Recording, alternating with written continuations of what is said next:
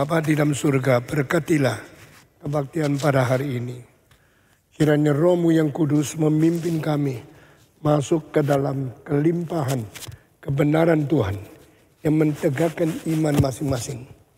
Sehingga kami boleh menjadi orang Kristen yang bertanggung jawab di dalam memuliakan Tuhan dan di dalam menyaksikan nama-Mu. Berilah pengertian dan kesadaran kepada kami akan firman yang kami akan dengar pada kebaktian ini. Pakailah hamba-Mu yang hina dina ini. Beri kekuatan, bijaksana, cinta kasih dan iman yang cukup untuk memberitakan firman-Mu yang ajaib. Dalam nama Tuhan Yesus kami berdoa. Amin. Saudara-saudara, kita akan meneruskan khotbah mengenai gereja dan surat yang Kristus tulis kepada mereka. Mari kita membaca bersama-sama dari kitab Wahyu. Kita membaca pasal 2. Tetap gereja yang ketiga yang kita akan bicarakan. Kitab Wahyu pasal yang kedua. Kita membaca dari ayat ke-12. Dan tuliskanlah kepada malaikat jemaat di Pergamus. Inilah firman Dia yang memakai pedang yang tajam dan bermata dua. Aku tahu di mana engkau diam, yaitu di sana, di tempat takhta iblis. Dan engkau berpegang kepada namaku, dan engkau tidak menyangkal imanmu kepadaku, juga tidak pada zaman Antipas, saksiku yang setia kepadaku, yang dibunuh di hadapan kamu, di mana iblis diam. Tetapi aku mempunyai beberapa keberatan terhadap engkau. Di antaramu ada beberapa orang yang menganut ajaran Bilaam, yang memberi nasihat kepada Balak untuk menyesatkan orang Israel, supaya mereka makan persembahan berhala dan berbuat zina. Demikian juga ada padamu orang-orang yang berpegang kepada ajaran pengikut Nikolas. Sebab itu bertobatlah. Jika tidak demikian, aku akan segera datang kepadamu dan aku akan menerangi mereka dengan pedang yang di mulutku ini. Siapa bertelinga, hendaklah ia mendengarkan apa yang dikatakan Roh kepada jemaat-jemaat. Semua membaca yang bagian terakhir. Barang siapa menang, kepadanya akan kuberikan dari mana yang tersembunyi, dan aku akan mengkaruniakan kepadanya batu putih yang di atasnya tertulis nama baru yang tidak diketahui oleh siapapun selain oleh yang menerimanya. Sampai di sini pembacaan kitab suci. Saudara-saudara, kami sudah pernah membicarakan tentang gereja Pergamus. Di tempat iblis bertakhta, tetap ada orang Kristen. Di tempat yang paling gelap ada cahaya bersinar di dalam. Di dalam kelompok semua lingkungan yang paling jahat ada orang yang setia kepada Tuhan. Itulah gereja. Gereja adalah saksi Tuhan di tengah-tengah kegelapan. Gereja adalah kaum pilihan di tengah-tengah bangsa yang murtad.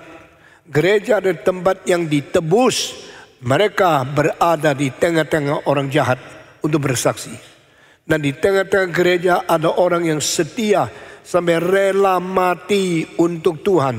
Namanya Antipas. Dan Antipas ini siapa? Kita tidak jelas.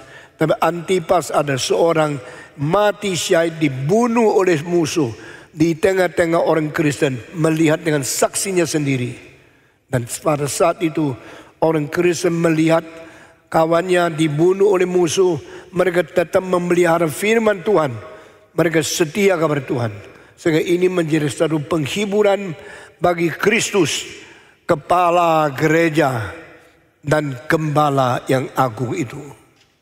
Tuhan mencintai umatnya, Tuhan mengetahui keadaan mereka, dan Tuhan memilih orang di antara mereka yang berani mati untuk Tuhan, menjadi martir, dan Tuhan memelihara kaum yang lain tetap setia. Tetapi Tuhan mengatakan Abraham, beberapa hal saya harus menegur kamu. Gereja yang bagaimana baiknya, ada orang yang tidak beres di dalamnya. Gereja yang bagaimana rusaknya, ada orang suci yang mengikut Tuhan. Tidak ada satu gereja yang sempurna. Demikian dari Kristus mati bangkit mendirikan gereja melalui Roh Kudus yang turun. Sampai Yesus datang kembali pada hari kiamat. Gereja itu ada 7 macam yang dilukiskan di dalam 7 gereja ini. Gereja itu ada kelemahan-kelemahan dan kekurangan-kekurangan, kesalahan-kesalahan dan kebobrokan-kebobrokan yang perlu ditegur. Tuhan Yesus berkata, Pergamus, tempatmu ada iblis yang bertakhta di situ, dan kau diam di tengah menjadi saksiku. Sekarang saya mengatakan, di antara kamu ada beberapa orang mengikuti ajaran Bilaam.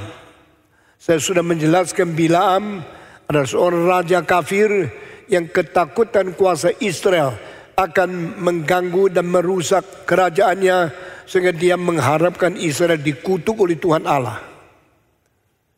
Jangan kira orang dunia senang sama kita. Banyak orang dosa yang menganggap gereja harus hancur supaya mereka aman.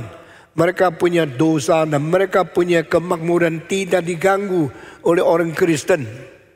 Maka mereka mengharapkan gereja dikutuk, gereja dirobohkan, gereja dihancurkan supaya mereka boleh subur, mereka boleh lancar. Inilah keadaan yang setiap tahun, setiap saat, setiap zaman terjadi di dalam dunia ini. We are living among the wicked people. We are living among the evil society. We are living among those people who wish to curse us. Kita berada di dalam zaman, di dalam masyarakat banyak orang ingin mengkutuk kita supaya kita gagal, supaya kita hancur, supaya kita dihukum oleh Tuhan. Tetapi mereka mengetahui Tuhan kita sangat mengasihi kita. Maka dia pakai banyak cara. Kalau bisa pakai hamba Tuhan yang dipakai oleh Tuhan, hamba Tuhan yang terkenal untuk mengkutuk, sehingga bukan mereka kelihatan yang hatinya jahat, tapi hamba Tuhan sendiri mengkutuk gereja Tuhan. Itu paling bermanfaat. Maka mereka mencari seorang nabi namanya Bilaam. Bilaam, tolong kutuk Israel. Tolong katakan hal yang rusak supaya mereka hancur. Saya akan memberikan uang yang banyak. Ini cara dunia. Cara dunia berbuat segala kejahatan dengan pakai uang. Mereka kira uang itu bisa kerja apapun sesuai dengan kehendak mereka. Mereka percaya dengan uang bisa mengatur masyarakat sesuai dengan apa yang mereka inginkan. Dan mereka tidak tahu ada yang lebih tinggi daripada uang, lebih tinggi dari kuasa politik, lebih tinggi daripada rencana manusia, yaitu kehendak Allah yang berada di surga. Orang Kristen bagaimana bisa hidup secara damai sejahtera di dalam dunia ini, kecuali orang Kristen hanya bersandar kepada Dia yang mencipta langit dan bumi, mendapatkan pertolongan dari Dia yang menjadi khalik alam semesta. Oh my God, you are the creator. You are the owner of the whole world, master of heaven and earth. Bless me. Inilah satu-satunya jalan. Orang Kristen kalau tidak sukses melihat sekitar kita, lihatlah ke atas. Kalau Kristen kalau sudah gagal melihat kanan, kiri, depan, belakang, dia ada yang di surga. Dan engkau menemukan muka Tuhan menolong kita dengan tersenyum. Dia tidak membuang kita. Lalu saya mau tanya, Siapakah yang bisa menjatuhkan orang Kristen? Setankah? Musuhkah? Setru yang kelilingi kita kah? Mereka ingin kita hancur. Mereka ingin kita jatuh. Mereka ingin kita binasa. Tetapi karena ada topangan dari Tuhan, gereja tetap dipelihara. Tapi Alkitab mengatakan ada kalanya gereja sendiri gagal. Gereja sendiri dibuang oleh Tuhan. Loh, katanya Tuhan menopang. Bukan Tuhan yang menjaga, memelihara. Tuhan yang memimpin anaknya. Dan memberikan perdamaian dan dilindungi di bawah kuasa Allah, Sang Pencipta langit dan bumi. Masakan ada kalanya Tuhan membiarkan gereja gagal? Ada. Ini hari saya khusus mengulangi Pergamus dan membicarakan hal ini. Memang di luar ada Bilaam. Di luar ada Balak. Raja yang memberi uang supaya pendeta mengkutuk gereja. Tuhan mengizinkan. Ada pendeta yang hidupnya bukan untuk Tuhan. Pelayanannya bukan untuk umat Tuhan. Tetapi isi hati mereka sedalam-dalamnya untuk cari uang. Hanya Tuhan yang mengetahui siapa pendeta yang sungguh, sejati, yang motivasi murni, yang takut kepada Tuhan, dan yang dengan gentar menjalankan kehendak Tuhan. Tuhan juga tahu ada pendeta palsu yang dengan jubah pendeta, dengan tugas pendeta, dengan sesuatu topeng pendeta, tetapi hatinya adalah hanya cari uang saja. Kalau gereja yang diajarkan percaya Tuhan engkau bisa kaya, saya tidak percaya pendeta sendiri tidak mau kaya. Kalau pendeta sendiri ingin kaya, maka jadi pendeta. Maka dia harus pura-pura berkata, ikutlah Yesus engkau bisa kaya. Karena dia sendiri orang semacam itu. Nah, orang semacam itu juga namanya pendeta? Iya. Juga dibaptiskan? Iya. Juga sekolah teologi? Iya. Tetapi motivasinya lain sama mereka yang melayani Tuhan. Bilaam seorang nabi yang terkenal. Bilaam mempunyai nama, dia nabi dari Yehova. Dia ada nabi yang melayani Tuhan, Sang Pencipta langit dan bumi. Tapi Bilaam ada seorang nabi yang motivasinya bikin hancur gereja Tuhan.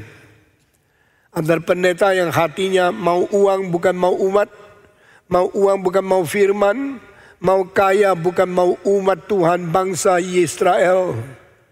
Dia mempunyai motivasi yang serong. Cilakalah orang yang berjabat pendeta, orang yang berjabat nabi, orang yang berjabat pimpinan gereja, tapi hatinya bukan menjalankan, bukan melaksanakan kehendak Tuhan, bukan menjalankan kehendak Tuhan. Dan dia ingin gereja roboh, ingin orang Kristen hancur. Yang dia cintai hanya anggota yang kaya, yang bisa memperkayakan dia. Yang lain, biarin sakit, biarin mati, biarin hancur rohaninya, itu tidak apa-apa. Karena mereka tidak bisa sumbangsi banyak di gereja, tidak bisa kasih uang untuk pendeta. Maka yang dia peduli hanya orang kaya. Saudara-saudara perhatikan, kalau ada pendeta-pendeta hanya membesuk orang kaya dan tidak peduli orang miskin, jauhkan diri daripada dia. Hati-hati jika pendeta hanya memihak orang-orang yang mempunyai kedudukan tinggi, mempunyai uang yang banyak, mempunyai persembahan yang sangat muluk-muluk, tapi tidak memperhatikan gembalakan domba-domba yang sakit, yang susah, yang miskin. Hati-hati dengan dia. Saudara-saudara, saya harus sangat hati-hati melihat keadaan dunia ini. Melihat gereja, melihat situasi semua orang Kristen yang berada di dalam kesulitan. Dengan kereta yang isi emas-emas yang penuh. Satu kereta datang ke rumah Bilaam, Raja Balak, undang engkau. Ada pesan yang penting dari raja yang kaya itu. Waduh, Bilam melihat kereta itu semua dengan emas. Datang bawa ke rumahnya. Dia senang sekali. Lalu dia pergi ke Balak. Mau apa saya kerjakan? Tolong bantu saya. Karena kerajaan saya sekarang di dalam bahaya.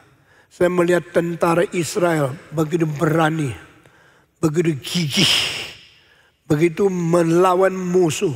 Memusnahkan semua kerajaan yang kecil. Yang berada di Kanaan. Dan mereka kalau datang, saya tidak kuat melawan.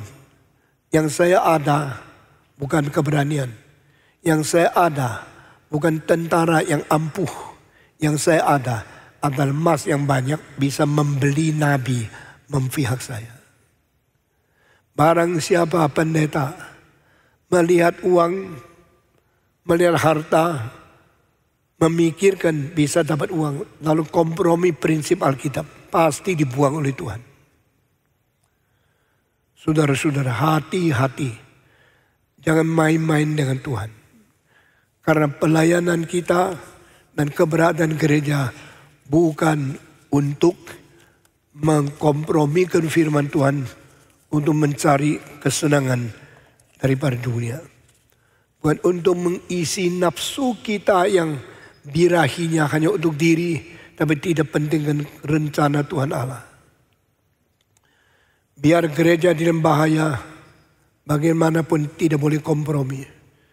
Biarpun keuangan kita tidak cukup, bagaimanapun kita tetap mempertahankan prinsip Tuhan. Maka gereja itu akan diberkati Tuhan. Bila melihat emas yang mengkilap, yang mentereng, hatinya terpengaruh oleh matanya yang sudah terkilau-kilau. Waktu dia melihat emas yang banyak dibawa ke rumahnya, hatinya goncang dan dia pergi. Dia mau mengkutuk, dia naik ke gunung. Ya Allah, kutukilah Israel. Begitu dia mau kutuk, langsung Roh Kudus memutarkan lidahnya, mengatakan kalimat Tuhan, berkatilah Israel. Berkati Israel. Dia tidak bisa apa-apa. Kalau saya memberkati Israel, tak mungkin saya dapat uang sebanyak itu. Kalau saya mengkutuk Israel, Balak akan membuang saya dan tidak memberikan sogokan dan uang yang banyak untuk mensuap saya. Dia satu kali berkata, mengkutuk jadi berkat. Dua kali berkata, mengkutuk jadi berkat. Tiga kali berkata mengkutuk jadi berkat. Kali keempat, akhirnya dia tetap mengkutuk, tetap tidak jadi. Akhirnya Balak marah. Apa gunanya undang kamu ke sini? Bukankah saya pakai uang yang banyak? Bukankah saya mensuap-suap engkau dengan emas? Kenapa engkau terus memberkati? Ya, Bilaam tidak bisa jawab. Hanya bisa katakan itulah kehendak Tuhan. Saudara-saudara, memang kalau Tuhan tidak mau engkau dilukai, jangan takut bahaya. Kalau Tuhan memelihara engkau, jangan takut musuh. Kalau Tuhan memihak engkau, jangan takut engkau akan dikerjain oleh musuh-musuhmu. Tetapi akhirnya tetap Israel gagal. Israel hancur. Israel dipukul oleh Tuhan. Lalu sekarang saya mau tanya, ini rahasia Alkitab. Mengapa Tuhan yang mencintai umatnya pernah membiarkan umat Israel jatuh di tangan iblis dan mendapatkan kecelakaan-kecelakaan?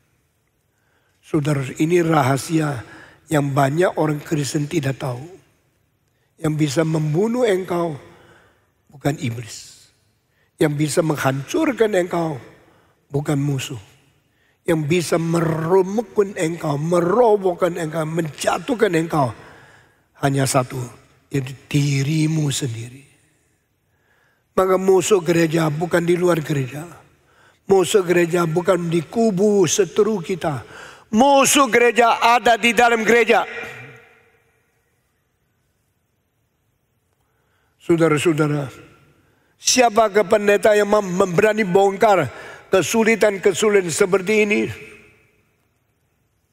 Mengapa 500 tahun yang lalu perlu ada reformasi dari Martin Luther?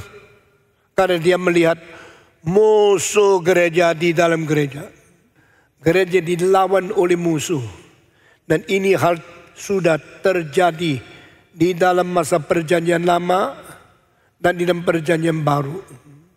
Di dalam perjanjian lama berkata kepada kita, seluruh dunia ratusan ribu gunung-gunung, hanya satu gunung yang dipilih oleh Tuhan menjadi tempat perdiaman Tuhan Allah, yaitu Bukit Sion.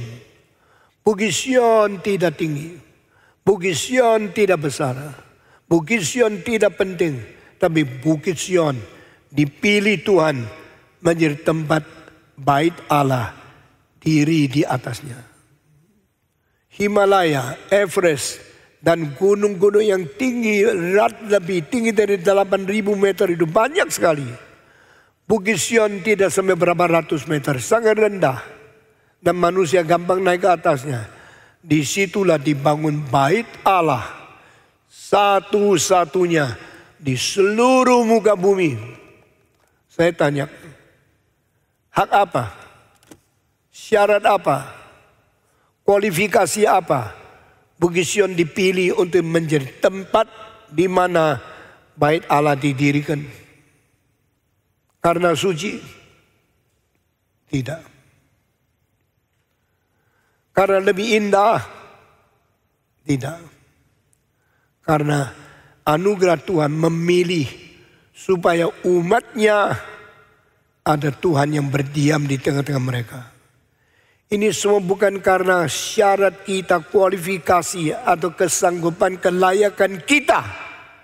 Tapi karena anugerah kasihan Tuhan memberikan belas kasihan untuk kita. Simply because the mercy of God, nothing about our qualification, nothing about our condition, nothing because we are good enough to be loved by God.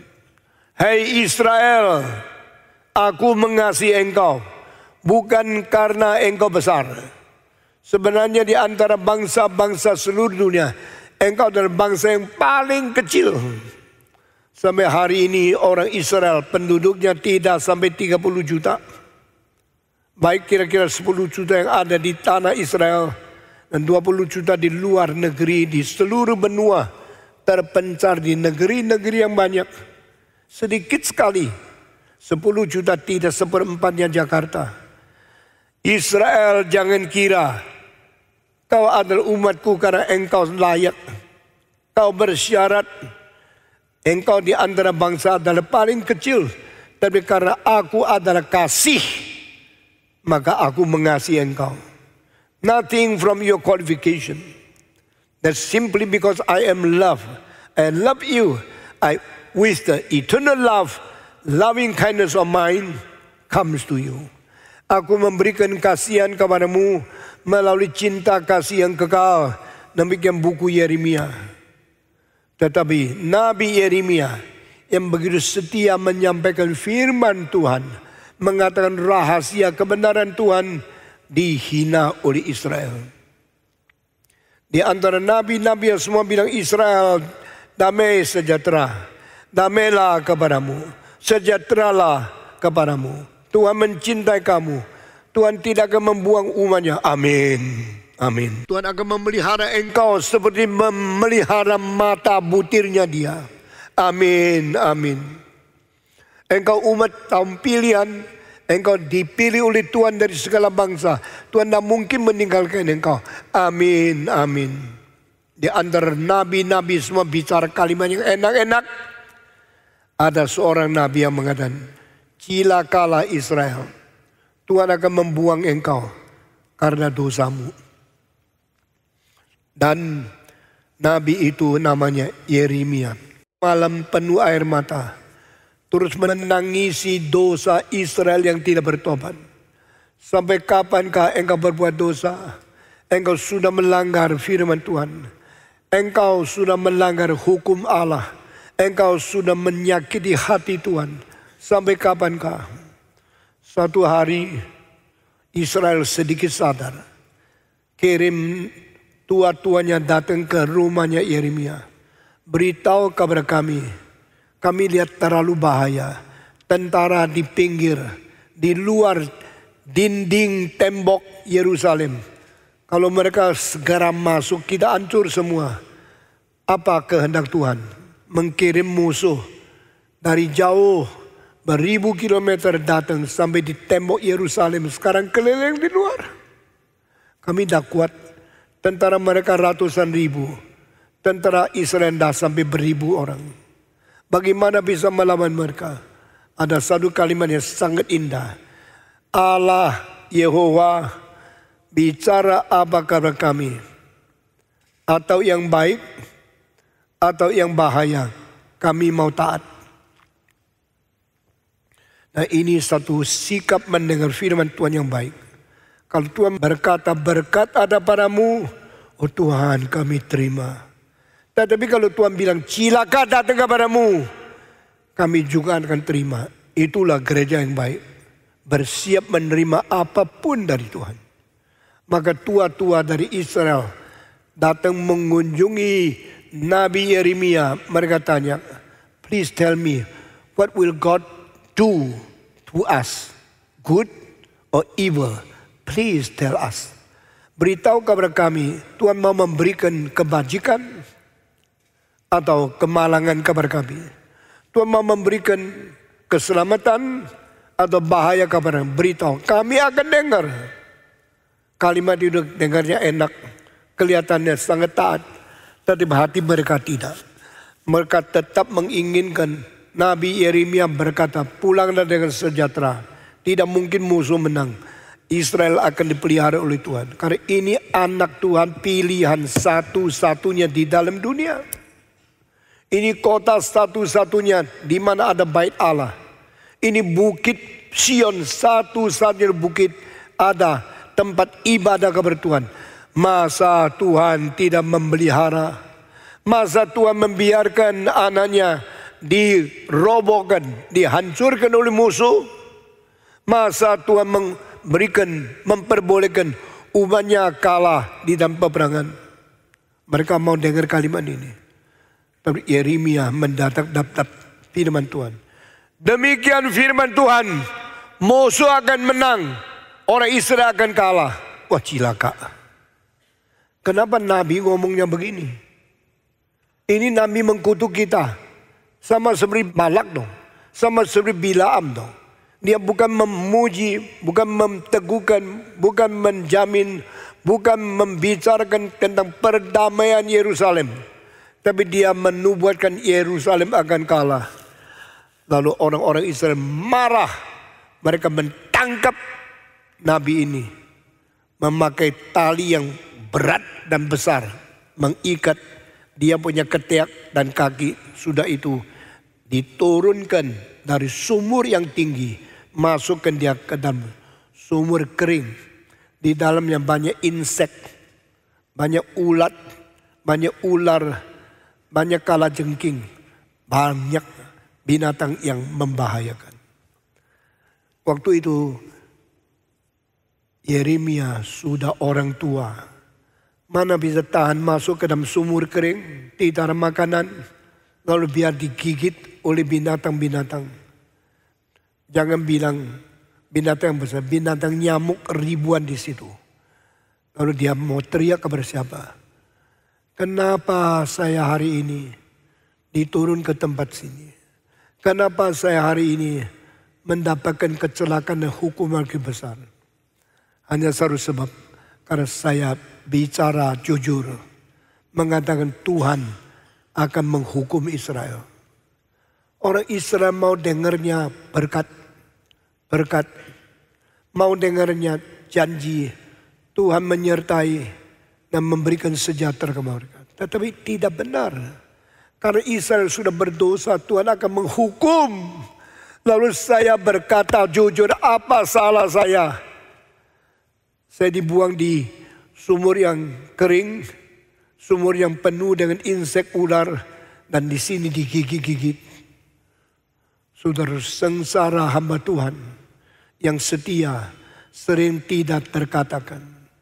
Cilakalah mereka mengatakan pasti berkat, pasti kaya, pasti lancar, pasti sukses, pasti makmur, pasti subur. Itu kalimat yang enak didengar, tetapi tidak benar. Tetapi orang yang berkata jujur tentang bagaimana Tuhan menghukum anak-anaknya, itu tidak diterima baik. Dan mereka akan disengsarakan, akan disiksa, akan dianiaya. Seperti Yeremia yang dibuang di dalam sumur yang menakutkan ini. Tidak lama kemudian Israel berdoa, Tuhan peliharalah kami, karena kami umat-Mu. Tuhan berilah sejahtera dan lancar kabar kami, karena kami berbakti kepadamu. Tuhan jangan meninggalkan kami, kami berbakti di rumah-Mu, bait Allah. Kalau bait Allah ada rumah-Mu dan kami satu-satunya umat yang berbakti kepada Kamu, masakan Engkau tidak memelihara kami? Oh Tuhan, kasihanlah. Oh Tuhan, peliharalah. Tuhan, jagalah umat-Mu. Tuhan, berilah sejahtera kepada anak-anak-Mu. Mereka berdoa. Tengah-tengah doa, tembok Yerusalem jebol. Musuh masuk. Lalu musuh pakai pisau pedang membantai orang Israel, dibunuh satu persatu. Lalu mereka menjadi bingung. Imanku gagal. Tuhanku tidak jujur. Janjinya kosong. Kenapa sekarang kita dibunuh? Kita dikalahkan. Kota kita dijebol. Bangsa kita dihancurkan. Kenapa? Mereka tidak sadar. Ada nabi jujur telah berkata, jangan berdosa karena Tuhan akan menghakimi engkau. Saudara-saudara, orang yang tidak mempunyai kesadaran, cuma mau keenakan, kelancaran, perdamaian, kesejahteraan, dan tidak pernah bertobat akan dosanya. Waktu penghakiman Tuhan datang, orang inilah yang akan mati terlebih dahulu. Kita jangan main-main. Jangan kira Abraham nenek moyangku. Jangan kira saya keturunan yang diberkati oleh Tuhan. Yohanes Pembaptis berkata, jangan kira di dalam hatimu, aku miliki nenek moyang yang namanya Abraham. Demikian Tuhan berkata, bertobatlah engkau, hei bangsa ular yang berbisa. Karena kapak sudah ditaruh di bawah akar. Barang siapa yang tidak berbuah akan ditebang, pohon itu akan tumbang dan engkau akan binasa. Karena Tuhan akan menghakimi orang yang berdosa. Meskipun engkau sebut dirimu anak-anak Tuhan. Kalau baca Alkitab dengan sungguh-sungguh, kita harus gentar. Kita harus takut karena Tuhan tidak pernah bermain-main. Tapi mungkinkah Tuhan menerima suapan? Mungkin Tuhan menerima segala ketidakjujuran dari uang orang jahat untuk dibeli. Tuhan berkata, kamu kira saya perlu uang? Saya perlu suapanmu? Tidak. Aku akan bantai engkau, akan bunuh anakmu, akan matikan engkau dan segala usahamu. Karena engkau sengaja berani melawan aku. Itu sebab di dalam kitab suci, satu-satunya agama di mana Tuhan tidak membela anak-anaknya, itu Yehova. Satu-satunya agama, Tuhan tidak peduli berapa banyak anaknya harus dipelihara. Dia hancurkan mereka karena dosa. Karena Tuhan yang sejati adalah Tuhan yang suci dan adil. Dan Tuhan yang suci dan adil adalah Tuhan yang tidak berpandangan mata yang tidak adil. Dia akan menghakimi anak-anaknya sendiri. Memukul, memecut, menghajar dan ganjaran supaya anaknya mengetahui Allah itu suci dan kita harus bertobat. Ada ke gereja yang akan lepas, akan terlolos dan berhukuman Tuhan Allah? Tidak ada. Alkitab malah mengatakan waktu Yesus datang kembali, dia mengadakan pengadilan, dia menghakimi segala sesuatu, mulai dari Romanya dia sendiri, dari KRI sendiri. Pendeta, meskipun dia gereja Reform Injili, kelihatan paling ketat. Kalau engkau berkompromi, berdosa, berzina, akan dihakimi, akan dibuang oleh Tuhan. Itu sebab saya kembali berkata, yang bisa menghancurkan gereja bukan musuh. Yang bisa menghancurkan umat Tuhan bukan setan. Yang bisa menghancurkan umat Tuhan adalah umat Tuhan itu sendiri. Pada waktu kita sendiri tidak peduli kesucian Tuhan, tidak peduli kemarahan Tuhan, tidak peduli keadilan Tuhan dan keketatan Tuhan, lalu kita sembarangan berkompromi dengan dosa, maka Tuhan berkata, waktu akan tiba, pecut saya akan jatuh kepadamu dan darahmu akan dialirkan karena engkau telah melanggar hukum saya. Saudara, menakutkan bukan? Jangan kira engkau majelis. Jangan kira engkau tua-tua. Jangan kira engkau pendeta. Atau engkau orang yang melayani Tuhan dengan rajin di dalam gereja. Tuhan melihat segala jasamu, dia tahu. Tuhan melihat segala pelayanmu, dia tahu. Tuhan tahu segala jerih payahmu, dia tahu. Tapi Tuhan selain mengetahui jerih payah pelayanan yang sengsara kamu terima, Tuhan berkata, saya juga tahu engkau sudah kehilangan cinta kasih semula.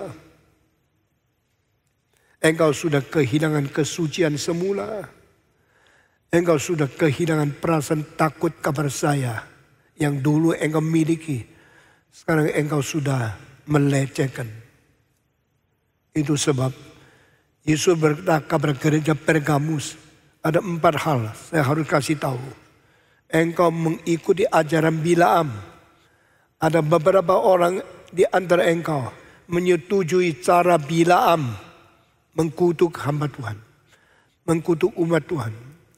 Engkau pernah seperti mereka, yaitu makan makanan bekas, sembah sujud kepada berhala. Engkau mengikuti orang-orang itu, berzina di tempat tidur, mengkotorkan tempat yang seharusnya suci. Dan engkau seperti mereka mengikuti partai dari Nikolaus. Engkau berpartai-partai memecahkan tubuh gereja. 4 dosa ini, Bilaam, makanan sembah sujud kepada berhala, berzina, dan berpartai-partai. Saya semua lihat semua. Saudara-saudari, gereja di dunia tidak ada yang sempurna. Gereja di dunia dosanya semua dicatat di dalam 7 gereja ini. Engkau bagaimana berzina, engkau bagaimana menyembah berhala, engkau bagaimana mempunyai hati yang tamak uang dan mengkutuk gereja Tuhan. Engkau mempunyai sifat berpartai-partai, membuat pecah belah tubuh Kristus yang ditebus dengan darahnya di atas kayu salib.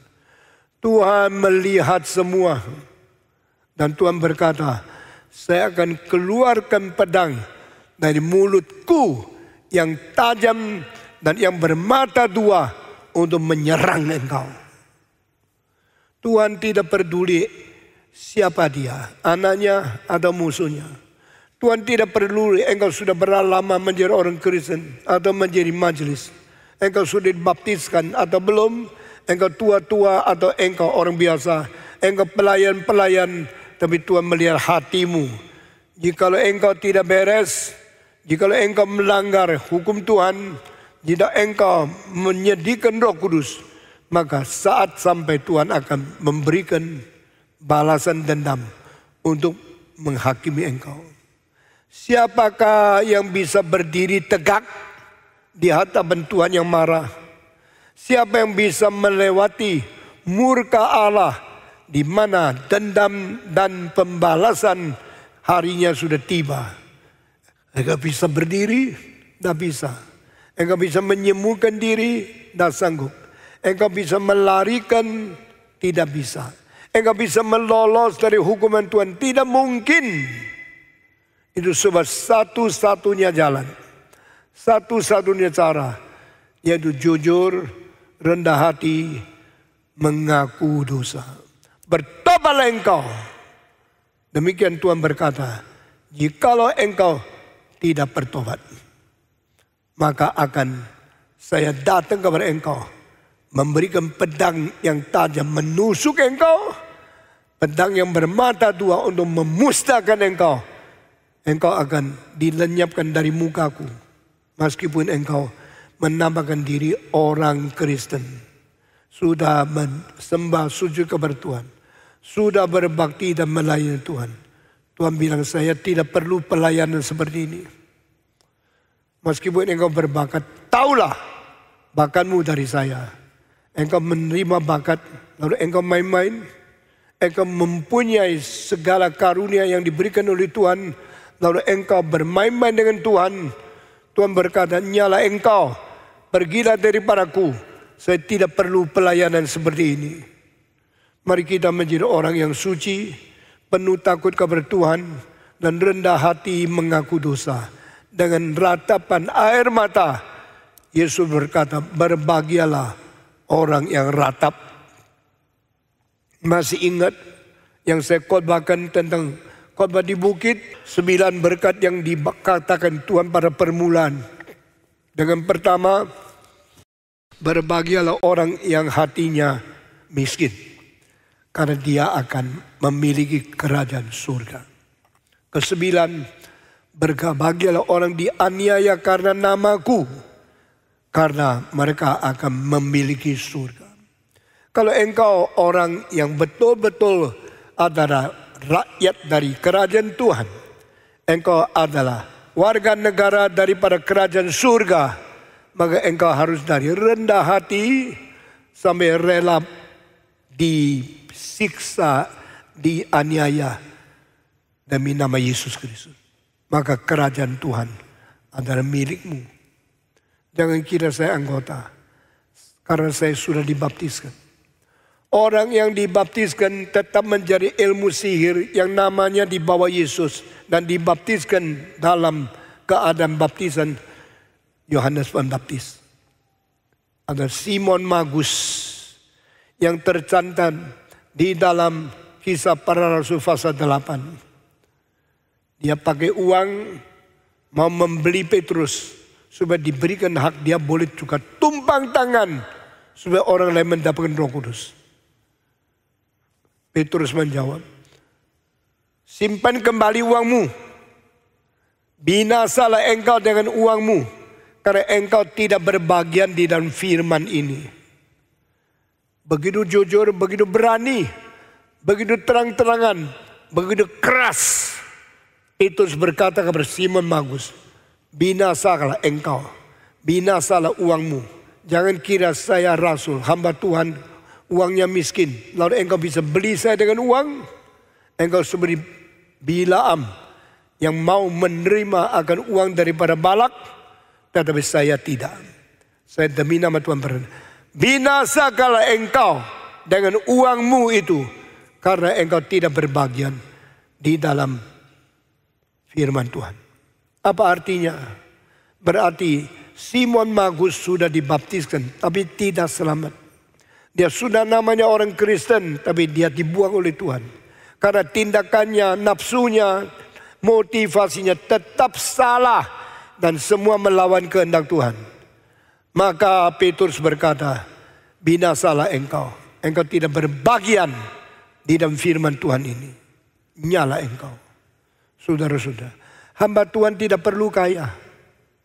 Hamba Tuhan boleh tidak kaya, boleh miskin, tapi masih mempunyai utuh iman rohani dan cinta Tuhan, hati yang sempurna dan murni.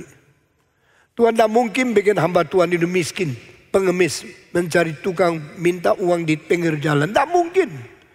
Tuhan akan menyukupi hamba Tuhan, tapi hamba Tuhan harus setia dan jujur kepada Tuhan, dan Tuhan tidak membuang dia. Saudara-saudara sekalian, gereja Pergamus di tempat yang penting, di situ agama kuat, dan agama itu agama di mana menyembah iblis dan setan bertakhta di kota Pergamus. Hai orang Kristen, engkau mempunyai pendiaman, engkau mempunyai tempat domisili, berada di tengah-tengah di mana ada takhtanya setan. Saya tahu orang Kristen di dunia, kita bukan pemilik dunia. Pemilik dunia itu raja dunia, yaitu iblis. Mereka menghina kita. Kita akan dilecehkan, dianiaya. Kita akan diberikan segala sengsara kesulitan. I know your place. You are dwelling in the place where the throne of Satan is there, Pergamus. Dan aku mengetahui engkau setia kepadaku. Ada orang di antara engkau yang dibunuh, nama Antipas. Engkau tetap memelihara firmanku, dan engkau tidak kompromi dengan setan dan semua musuh. Tapi di antara kamu ada beberapa orang mengikuti jalan Bilaam, menerima makanan yang bekas disembah sujud kepada berhala. Dan engkau berjinah, mengkotori tempat tidurmu, dan engkau berpartai-partai seperti orang Nikolas. Saya tahu. Sekarang saya perintahkan engkau bertobat. Jikalau tidak, saya akan pergi kepada kamu dengan pedang dari mulutku yang tajam dan bermata dua untuk menghancurkan, memusnahkan engkau. Saudara-saudara, inilah perintah Tuhan. Inilah kalimat peringatan Tuhan. Inilah kalimat-kalimat yang dahsyat daripada Allah yang adil melalui Roh Kudus di dalam mulut Yesus Kristus berkata kepada gerejanya. Saya mau tanya, gereja ini ada yang berzina enggak? Ada yang menyembah berhala dan makan bekas semayangannya? Ada yang mentamak uang mengkutuk anak-anak Tuhan enggak? Ada yang berpartai-partai mempecah belah gereja? Tidak. Yesus berkata, jikalau engkau tidak bertobat, pedang yang keluar dari mulutku yang bermata dua itu akan menghancurkan engkau. Dan akan aku serang. Saya sendiri akan menghakimi engkau. Barang siapa yang dengar perkataan dari Roh Kudus, barang siapa yang dengar semua peringatan dari Yesus Kristus, harus bertobat. Dan barang siapa yang menang atas 4 dosa yang disebut tadi, orang yang menang itu akan kuhadiahkan 2 hal. Pertama, mana yang tersimpan, tersembunyi. Kedua, batu yang putih di atasnya diukir nama yang baru. Apa arti dari 2 kalimat ini? Aku akan memberikan mana yang tersembunyi. Apa itu mana? Mana itu melambangkan Kristus.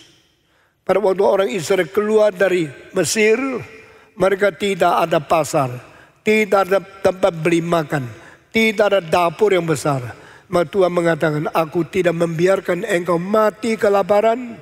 Aku akan turunkan mana setiap pagi sebelum matahari terbit, turun dari surga makanan rohani.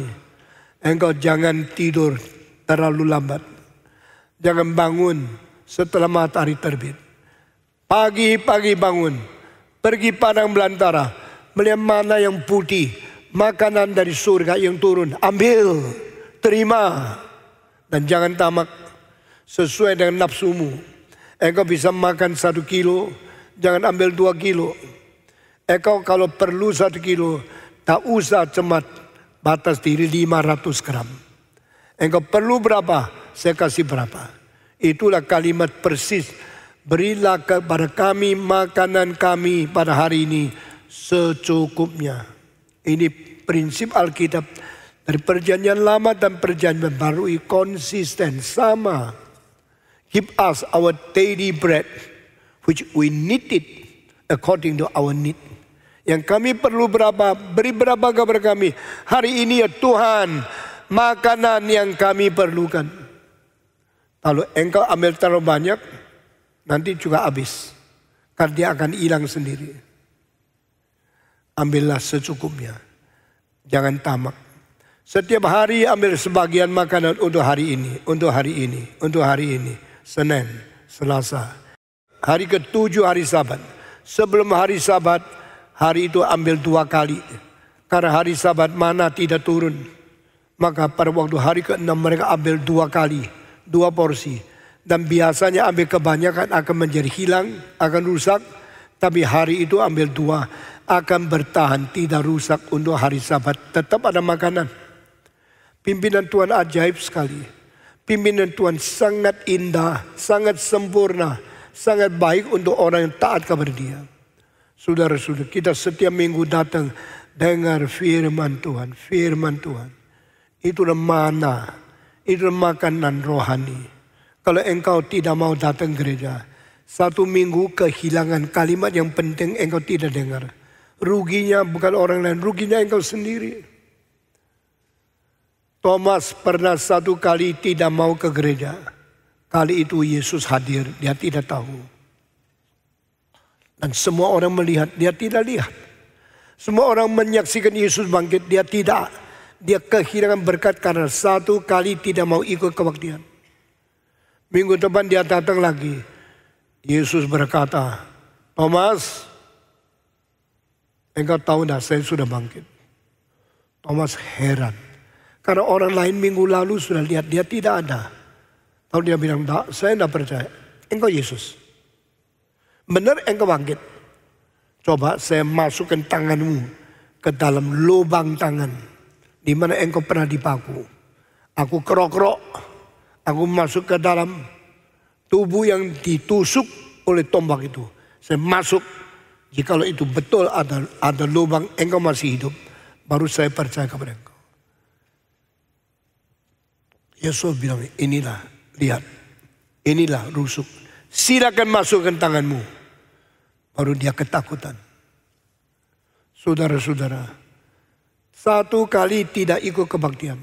Sama seperti 1 pagi tidak menerima mana. Yang rugi engkau sendiri. Di dalam mimbar gereja ini, setiap minggu disiapkan firman yang penting sekali. Firman yang sejati. Firman yang limpah cukup mengisi kebutuhan rohani engkau setiap minggu.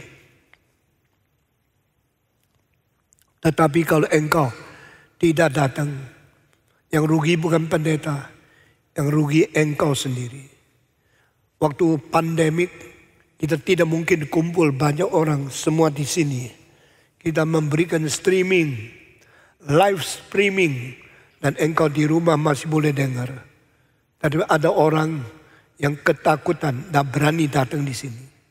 Takut dapat penyakit COVID. Ada orang yang datang teratur dengan baik-baik. Gereja ini adalah gereja yang paling banyak orang ikut kebaktian di dalam COVID-19. Meskipun tidak penuh seperti biasa, tetapi Tuhan tetap memberkati. Jangan seperti Thomas yang tidak datang ke dalam kebaktian. Akhirnya yang rugi dia sendiri. Tuhan Yesus berkata, Thomas, Thomas, engkau sudah lihat saya dengan mata sendiri, baru percaya. Dengarlah kalimat di bawah ini. Orang-orang yang tidak pernah melihat sudah percaya, lebih bahagia dari engkau. Di sini saya mendapatkan sesuatu kesimpulan. Yang bisa melihat Yesus, bisa pegang sendiri. Yang wujud sendiri melihat Yesus dan bangkit. Itu bukan orang paling berkat. Banyak orang di gereja mengatakan, saya pernah mimpi Yesus.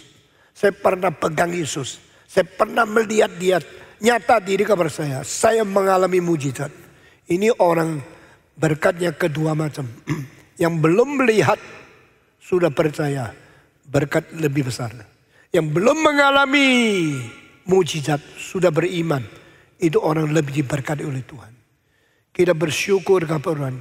Gereja ini bukan gereja yang selalu mau menyatakan mujizat, kesembuhan, usir setan dan segala hal tanda ajaib. Gereja ini berdasarkan iman, berdasarkan dalam hati percaya, bukan di dalam fisik melihat. You haven't seen, you haven't experienced the performance of miracle, but by your faith, you see the glory, you see the presence, you see the throne of God. You are the first class blessed people. Engkau adalah orang diberkati Tuhan tingkat pertama. Karena engkau bukan sesudah lihat baru percaya. Karena percaya itu sendiri ada semacam lihat secara rohani. Engkau tidak melihat Kristus, tapi engkau percaya. Engkau belum mengalami mujizat, engkau beriman. Inilah orang paling diberkati oleh Tuhan. Tapi mereka yang sudah lihat baru percaya. Sudah mendapat mujizat dan percaya. Itu second class Christian. Itu orang Kristen kelas kedua. Yesus berkata, barang siapa yang menang, yang dengar suara the Roh Kudus kepada gerejanya, akan kuberikan mana yang tersimpan, mana yang sembunyi, mana yang disimpan khusus untuk dia, akan dikaruniakan kepada dia. Apa artinya? Ada firman Tuhan, ada kehendak Tuhan yang diwahyukan hanya kepada semacam orang yang hidup menang, hidup suci, hidup mengalahkan segala pencobaan dari iblis. If you conquer, you win over all the strategy of Satan. You win all the secret. You win in your spiritual. The Lord Jesus said, I will give you the hidden manna. Mana yang tersembunyi. Itu milikmu. Berarti Tuhan akan mengwahyukan engkau lebih banyak kebenaran. Puji Tuhan. Puji Tuhan. Di dalam gereja yang menang, di dalam hati orang Kristen menang, dia lebih mengerti kehendak Tuhan dari mereka yang biasa ngerti sedikit-sedikit. Tapi dia mengerti secara mendalam, mengerti secara individu, mengerti secara rahasia semua keagungan misteri dari firman Tuhan. Mana yang tersembunyi akan kuberikan kepada engkau. Kedua, aku akan memberikan hadiah satu batu yang putih. Saudara-saudara, istilah putih digabung dengan batu muncul dalam ayat cuma 2 kali. Satu kali ayat yang kita baca hari ini. Kedua kali waktu Yesus datang kembali, dia akan memerintahkan, akan menghakimi seluruh dunia di atas takhta yang putih itu. Di situ Yesus Kristus akan menghakimi seluruh dunia dan dia akan membedakan yang hidup dan mati dan dia akan menghadiahkan mereka yang benar di dalam rencana dia. Itulah batu putih, itulah takhta putih di mana Kristus akan menghakimi seluruh muka bumi. Semua manusia dosanya semua akan dihakimi di situ. Di antara engkau, jikalau ada orang Kristen yang menang, saya memberikan batu putih dengan nama baru di atasnya menjadi hadiah kepada orang Kristen itu. Dalam Alkitab ada nama baru yang diberikan kepada Yakub, saudara-saudara. Yakub diberi nama yang baru.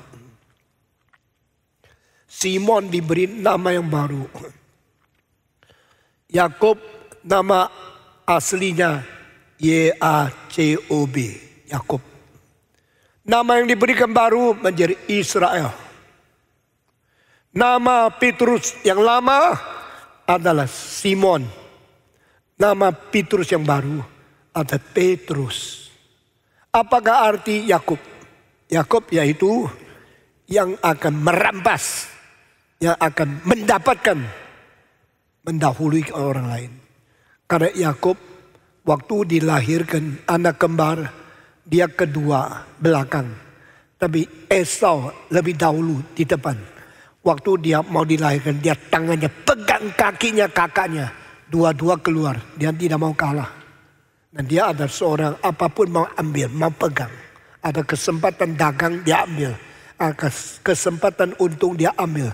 Ada kesempatan terkenal dia ambil. Tapi Tuhan berkata, your name was Jacob. I give you new name Israel. Engkau tidak usah rebutan. Tidak usah takut kalah. Tidak mau apapun mau mendahului. Sekarang saya kasih engkau nama baru. Nama Israel. Isra berarti anak sulung. Anak putra mahkota. El berarti Tuhan Allah. Israel berarti engkau anak putra mahkotanya Tuhan Allah. Di atas ada Tuhan, di bumi ada putra mahkota, yaitu Israel. Saudara mengetahui Bani Israel kecil sekali. Tidak sampai 30 juta orang. Di tanah Palestina 10 juta. Yang di luar 20 juta. Di New York, di Australia, di Melbourne, di Sydney, di Chicago. Banyak orang Israel. Tapi sebagian sudah pulang ke tanah Israel. Itulah orang-orang yang mengingat janji pulang ke tanah asalnya.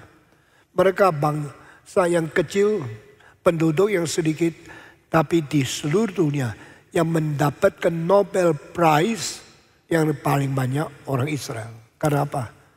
Putra mahkota Allah. They are given the new name as a crown prince of God.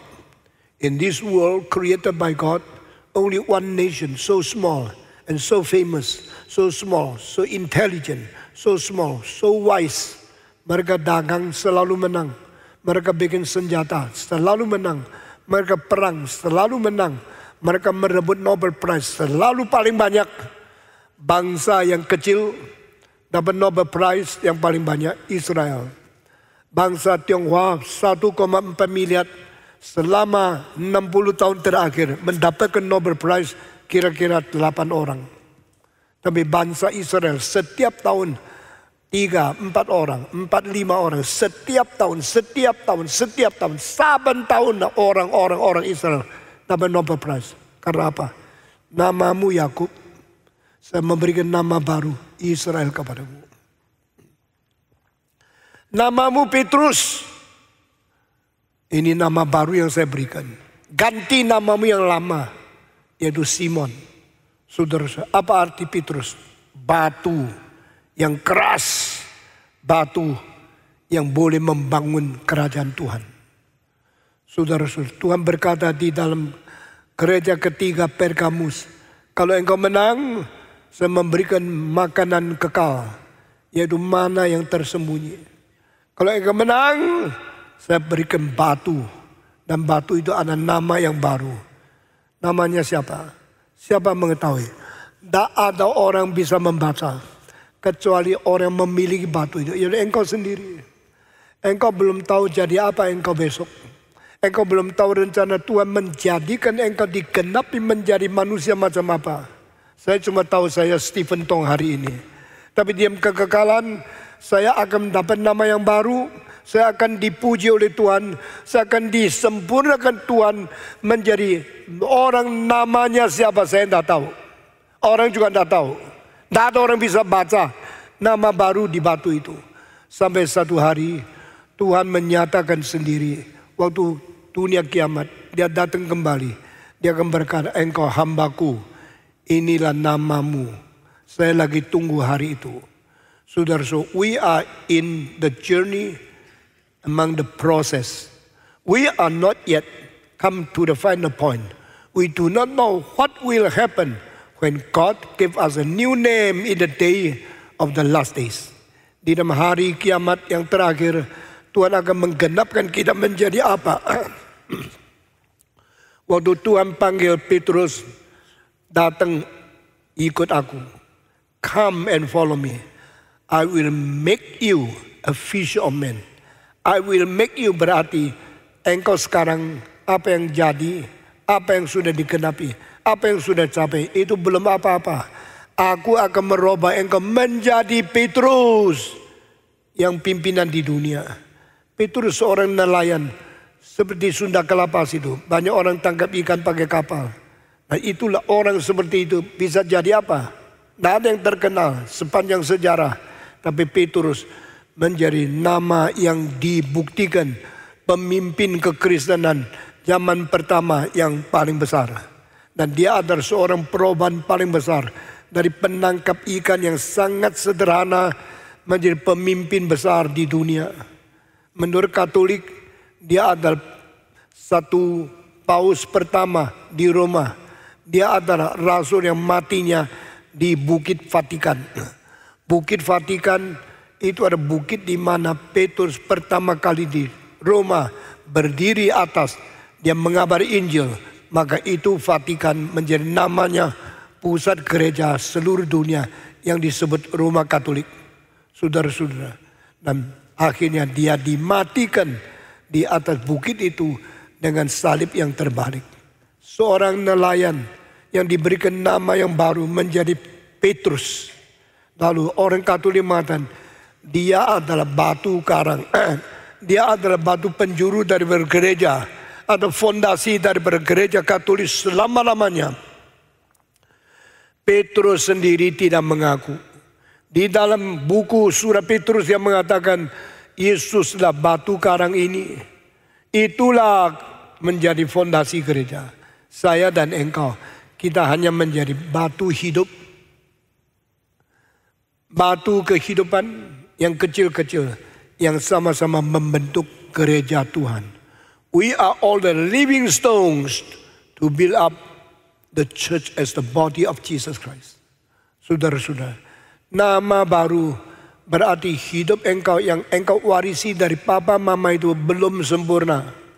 Engkau bagaimana sekolah sampai dapat gelar doktor belum sempurna. Engkau hanya akan menjadi sempurna kalau engkau dibentuk oleh Tuhan Yesus menurut rencananya, kehendaknya, dengan perintahnya, firman-Nya. Akhirnya engkau mempelajari firman. Akhirnya engkau menjadi seorang suci, seorang anak Tuhan yang agung di dalam rencana Tuhan. Dan namamu apa? Tidak ada orang tahu.